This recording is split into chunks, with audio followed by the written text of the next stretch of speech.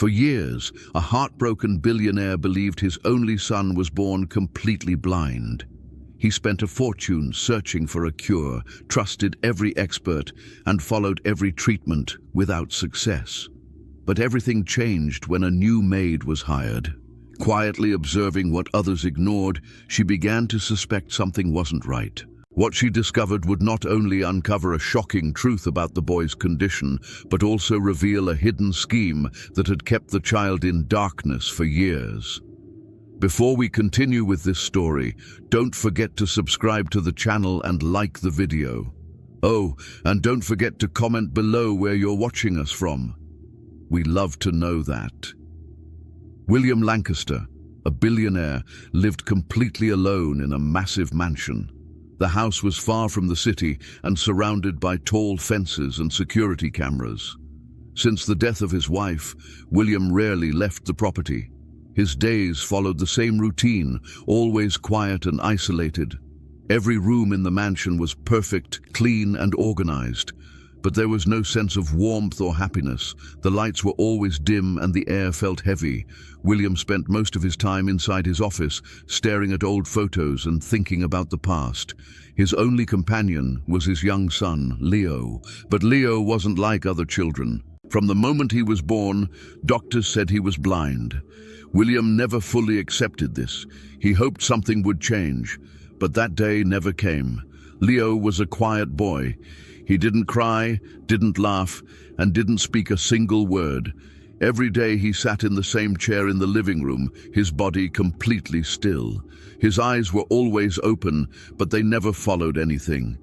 It was as if he was trapped in his own world.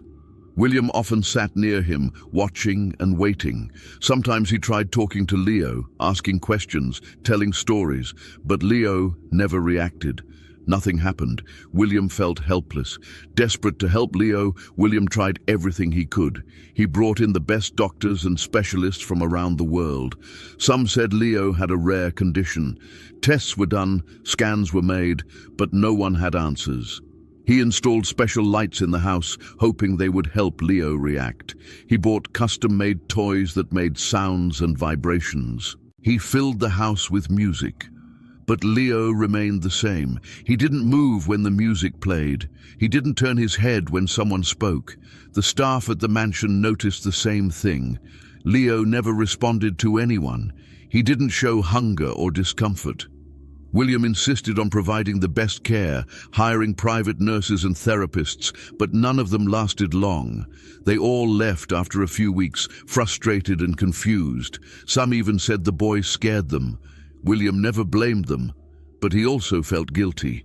He kept asking himself if there was something he did wrong. Rosa had just gone through a painful time in her life. She didn't talk much about it, but her face showed the sadness she carried. Looking for a fresh start, she accepted a job as a housemaid at the Lancaster mansion. On her first day, the driver dropped her off at the large front gate. The mansion was huge and clean, but it didn't feel alive. There was no noise, no laughter, no signs of joy. Rosa noticed that everyone spoke in low voices and avoided eye contact. There was a strange tension in the air. During her tour, Rosa was introduced to Leo. He was sitting in a chair by the window, not moving at all. His eyes were open, but they didn't seem to focus on anything. One of the housekeepers whispered, "That's Leo. He's blind since birth." Rosa didn't say anything. She just nodded and continued to observe. Leo didn't look in her direction. He didn't flinch or respond. Most of the staff avoided him. They didn't try to talk to him or even come close. Rosa found that strange. Even if he was blind, he was still a child. She wondered what kind of life he had inside this huge, quiet house. Rosa didn't try to talk to Leo at first. She focused on her work, cleaning the kitchen, organizing storage rooms, dusting bookshelves. But from time to time, she would glance at Leo. Once, while she was sweeping the hallway nearby, she saw him slightly move his head, as if trying to hear something better. Another time, when a glass fell in the dining room and made a loud noise, she thought she saw Leo shift his body a bit. These movements were small and easy to miss, but Rosa was paying attention. She didn't say anything to anyone, but deep inside, she began to believe that maybe Leo wasn't as disconnected as everyone thought. From that day on, Rosa became even more observant. She never pushed Leo or tried to talk to him directly. She simply worked around the house, always with an eye on him. She noticed that he would sometimes move his fingers slowly when certain songs played on the radio. When footsteps echoed in the hall, he would slightly tilt his head in that direction. Once, when Rosa was folding laundry nearby and softly humming to herself, she thought she saw Leo's lips part for a second. The rest of the staff didn't seem to notice anything, but Rosa started to believe there was more happening inside him. Without saying anything to William or the other staff, Rosa quietly began to change a few things around the house. She didn't do anything drastic or obvious. One morning, she moved a brightly colored toy to a different spot in the room. Another day, she opened the curtains earlier than usual, letting in more sunlight. She wanted to know how Leo would react. At first, she wasn't sure if it would lead to anything. But then she started to notice something. Leo's head would turn slightly when the curtains opened. When a toy was placed in a new spot, his fingers sometimes reached toward it. Rosa didn't say a word about it. She just watched and kept testing. One day, she placed a small red ball closer to the sunlight near the window. As she cleaned the bookshelf across the room, she watched out of the corner of her eye. Slowly, Leo leaned just enough to stretch his arm toward the ball. His fingers brushed against it. Rosa didn't interrupt or move. She waited. That moment stayed with her. Rosa had been talking to Leo in a soft voice for several days now. While cleaning or organizing, she would say short, simple sentences about the things around them. "This is a red ball. The curtain is open now." She never expected an answer. Her voice was always calm and quiet. Sometimes he turned his head a little. Sometimes his fingers moved slowly. Then something happened that changed everything. It was a normal day. Rosa was folding a cleaning cloth. Leo was sitting nearby in his usual spot. She glanced at him while holding a small towel, and as always, she spoke softly. "This one is blue."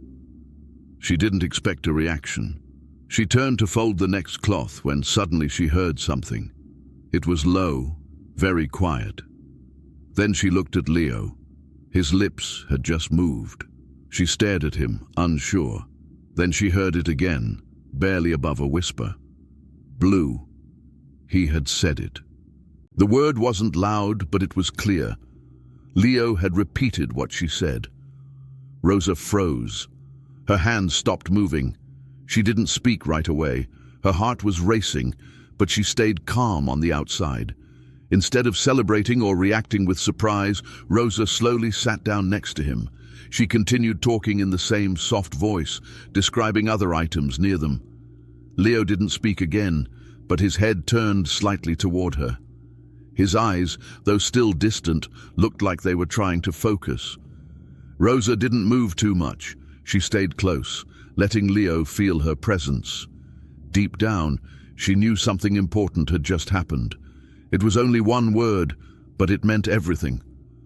While Rosa was organizing Leo's belongings after his day at school, she followed the same routine as always. But when she unzipped the front pocket of Leo's small yellow backpack, her hands stopped. Inside, tucked between two folded pieces of paper, was a small plastic bottle. It was white with a printed label wrapped around it.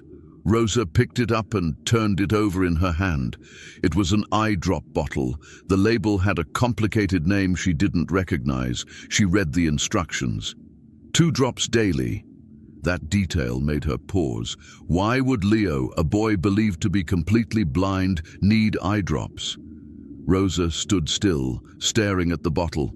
Her mind started spinning. No one had ever mentioned any medication. Not William, not the staff, not the teachers. Everyone in the house had always spoken as if Leo's blindness was final, unchangeable. But this bottle suggested something else. Rosa took a deep breath and placed the bottle back in the backpack. This wasn't like the small signs she had been observing before. This was real. It was something she could hold in her hands. She couldn't ignore it. The eye drops changed everything. That evening, Rosa kept everything to herself. But inside, she was alert. She paid extra attention when William came home, trying to read his expressions. He was quiet as usual. He didn't mention anything unusual. Rosa wondered if he was hiding something, or if he had been left out too. Rosa sat in her room, the small bottle resting on the table in front of her. She had written down the name from the label, and now with her old phone in hand, she began to search for information. After reading several articles and medical notes, she finally understood. The eye drops were not meant for regular long-term use. They contained specific compounds designed to limit how the pupil reacts to light. Rosa read further. In children, when used for long periods, the medicine could weaken how the eyes processed light, sometimes even causing a loss of visual response. Rosa felt a deep weight in her chest. If Leo was being treated this way every day, it could explain his entire condition. Now it made sense. If his eyes were being chemically limited every day, it was possible that he had some vision and the medication was suppressing it. Rosa thought about that for a long time. Why would anyone do this to a child? Who would want to stop him from seeing? That night, Rosa made a decision. So, without telling anyone, she decided to skip the next scheduled dose. When the nurse prepared the drops and left them on the side table, Rosa quietly replaced the bottle with a similar one filled with sterile water. Her hands were shaking slightly, but she didn't stop. The next morning, Rosa watched Leo carefully. After breakfast, he stood from the couch quietly. Usually, someone helped him move around, but this time, Leo walked alone. Slowly, he stepped through the hallway, moving with caution, but not hesitation. He stopped in front of a window where the sunlight was shining through clearly. Rosa stayed behind, holding her breath.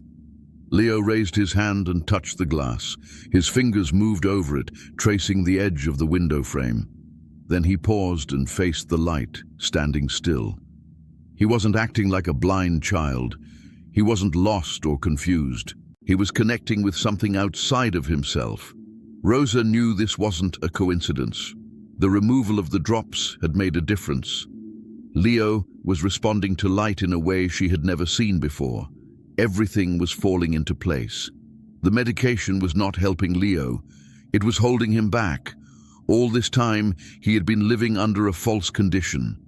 With the eye drops no longer part of Leo's routine, everything started to change. It didn't happen all at once, but little by little, Rosa noticed clear differences. Leo seemed more aware of his surroundings. His head turned when someone entered the room. He watched when something moved past him. His fingers followed the shadows on the floor, and his eyes reacted to changes in light. Rosa kept her actions quiet. She didn't tell anyone the drops had been stopped, but every day she ran small tests. She wore clothes in bright colors. She held up simple drawings with bold shapes. She moved objects from one place to another to see if Leo would follow them, and he did. As Rosa continued, Leo began to do more than react. He started to engage. He pointed at colors, touched different shapes, and sometimes even laughed when Rosa made funny faces. He repeated certain words she said: red, square, light. Each word gave Rosa more hope. One morning, she spun a yellow pinwheel in front of him. Leo followed its motion with his eyes and clapped his hands. The bond between them grew stronger with each passing day. Then, one afternoon, something happened that took Rosa completely by surprise. She had just entered the room with a basket of laundry when Leo turned toward her and said, "Are you my mother?" The question hit her like a wave. She froze in place, unsure what to say. But before she could respond, Leo spoke again. "Is there light here?" His voice wasn't loud, but it was filled with something more than curiosity. It was longing. Rosa walked over, knelt beside him, and wrapped her arms around him. She couldn't hold back the tears. In that hug, Rosa felt the weight of every silent day Leo had spent disconnected from the world. That night, after Leo had fallen asleep, Rosa went to the drawer where the medications were kept. Tucked underneath an old instruction manual, she found a small stack of papers. They looked like ordinary receipts at first, but when she examined them more closely, her eyes widened. Each receipt showed monthly payments, very high amounts made out to the same name the doctor listed on the eye drop bottle. The numbers didn't make sense. These were thousands every single month. Rosa checked the dates. The payments went back years. Her hands started to shake. This wasn't just a mistake. It was a pattern. The doctor had been getting paid to keep Leo in the dark. Rosa carefully folded the papers and hid them inside a notebook. She had more than observations now. She had facts. She had dates, names, numbers, and most importantly, she had Leo laughing, pointing, asking questions. William entered the room quickly, not expecting anything unusual, but what he saw made him stop in his tracks. Rosa was in the middle of the living room with Leo, holding up cards with different colors and shapes. Leo was pointing, smiling, and saying words softly. William watched for a few seconds before stepping forward. His face tightened with confusion. "What is going on here?" he asked sharply. Rosa took a deep breath and pulled the small eye drop bottle from her pocket. She handed it to him and said, "This is what's been keeping Leo from seeing." William frowned, looking at the label. "These are his eye drops, prescribed by his doctor." Rosa shook her head slowly. "They've been hurting him." She told him about her observations, about the changes she had seen in Leo once the drops were removed, about the research she had done. She showed him the receipts she had found, months and months of expensive payments made to the same doctor. William listened, but looked overwhelmed. "This doesn't make sense," he said. "He's been blind since birth." "That's what I was told," Rosa responded softly. "Maybe that's what you believed, but it isn't true." Then, before William could respond, Leo slowly walked toward him. The room was quiet. Leo reached out and touched his father's hand gently. Then, looking up, he said clearly, "I see." The words were soft, but they hit William like a punch to the chest. His mouth fell slightly open. He didn't speak. He seemed frozen, unsure how to react. William finally lowered himself to one knee, staring directly at his son. "You see?" he asked, his voice shaky. Leo nodded. William's eyes filled with tears. He dropped the bottle onto the table nearby and covered his face with both hands. He wasn't just crying. He was breaking. The realization that he had trusted the wrong people for years crushed him. After a few moments, William looked up. "I didn't know," he whispered. "I thought I was doing what was best." Rosa stepped closer and said, "We can still make it right." William nodded slowly. He stood, turned to her, and said with a serious tone, "We need to find out who's behind this, that doctor. I want every detail, every record. We're going to expose what happened." The investigation began the very next morning. William contacted a private legal team, hired researchers, and used his connections to begin digging into everything linked to Dr. Richard Holloway. Rosa provided the receipts, medication labels, and her notes. Over the following days, more and more evidence came to light. The drops prescribed to Leo were not part of a legitimate treatment. Their formula had been banned in several countries due to harmful effects on children's vision. The payments William had been making monthly were far beyond standard medical fees. It became clear that Holloway had been running a scheme. He had created a false diagnosis, pushed unnecessary treatment, and used William's desperation as a way to gain access to the Lancaster family fortune. A week later, the news broke. Dr. Richard Holloway had been arrested. Authorities confirmed he'd been involved in multiple fraudulent medical practices. Leo's case was the one that exposed everything. The press went wild. William made a public statement admitting his failure, but also promising to make things right. Rosa stayed away from the cameras, but people began to ask about her. Quietly, she became a symbol of truth and courage. Meanwhile, Leo continued to grow. With every passing day, he became more active, more talkative, more curious. He asked questions about colors, shapes, animals, and the sky. Rosa introduced him to books, art supplies, music, and puzzles. He loved drawing and spent hours creating scenes with houses, people, and wide open windows. The house, once silent and cold, now echoed with conversation and the sound of hope. Soon after, William decided to hold a small private ceremony at the mansion. Friends, family, and a few trusted journalists were invited.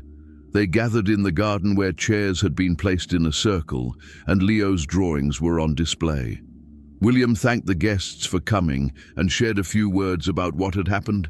He also thanked Rosa, calling her the person who truly saw Leo when no one else did. Everyone clapped. Leo stood up with one of his drawings in hand. He looked at the people, pointed at Rosa, and said loudly, "She showed me the light." There was silence, not out of shock, but out of deep emotion. Everyone looked at Rosa. She didn't cry, but her eyes filled with tears. Leo turned to her and held her hand. His words weren't rehearsed. They came straight from him. William stepped closer and placed his hand on Leo's shoulder, proud and calm. The guests applauded again, this time louder, many with tears in their eyes. This child had been hurt, misled, and silenced, but he had come back stronger, smiling. The story was no longer about blindness or money or lies. It was about the truth coming forward, about healing, and about the courage of one woman who chose not to look away. This time, when Leo pointed at the light, everyone saw it, and no one would ever forget it. Finally, we've reached the end of this story. I'm extremely happy that you've made it this far. Thank you very much for watching.